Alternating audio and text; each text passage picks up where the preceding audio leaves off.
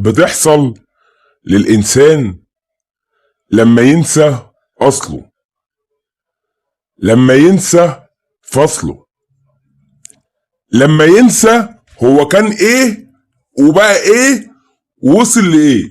يعني يا جماعة الأردن قبل جمال السلامي وقبل الحسين عموتة ما كانش أصلا في حاجة اسمها أردن. ما كناش نسمع عن الأردن دي في طبق اليوم. يعني تسأل أي حد، تقول لأي حد تعرف مين هو المنتخب الأردني يقولك معرفش. تقول لأي حد إيه معلومات حضرتك عن المنتخب الأردني يقولك معرفش. الكلام ده قبل ما الحسين عموتة وقبل ما طبعا جمال السلامي يمسكوا الأردن أو يحطوا المنتخب الأردني في حتة تانية أو يوصلوا الأردن إن هو يلعب كاس عالم. بالله عليكم نعمل لايك، نشترك في القناة، نفعل الجرس على كل باب المجال. كل المطبخ المغربي معانا في دقايق معدودة، ويا ريت نصلي على النبي. يا جماعة اللي بيحصل من الإعلام الأردني أو اللي بيحصل من الأردنيين ده اسمه معلش خسة، اسمه خسة. ازاي؟ هقولك ازاي.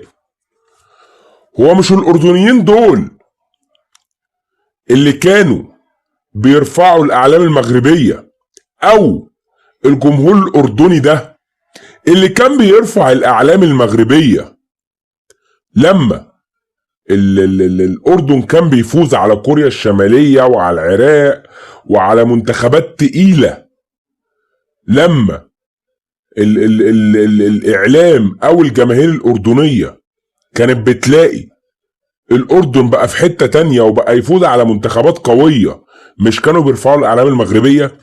دلوقتي الجمهور الأردنية مش عاوزين يتمسكوا بجمال السلامي.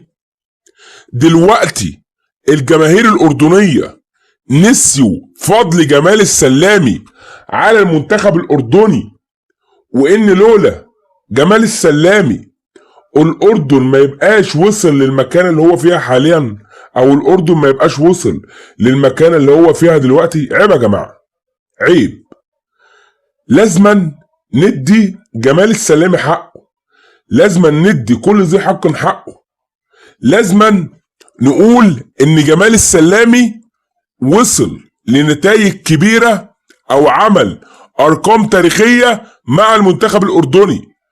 لازما نقول الحق، ولازما نقول ان جمال السلامي خلى المنتخب الاردني منتخب ذو قوة، منتخب ذو هيبة، منتخب كبير ما بيخافش من حد، منتخب رايح ينافس على كان افريقيا في المغرب، منتخب كسب منتخبات قوية.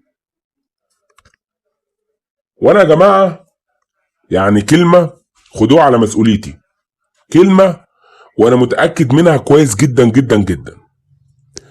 الاعلام الاردني هيبكي بعد رحيل جمال السلامي، الجماهير الاردنية هتبكي بالدم بعد رحيل جمال السلامي، لاني جمال السلامي كان عامل طفرة الى المنتخب الاردني. بس كده يا جماعة، بالله عليكم اوعى ننسى اللايك والاشتراك في القناة والصلاة على النبي.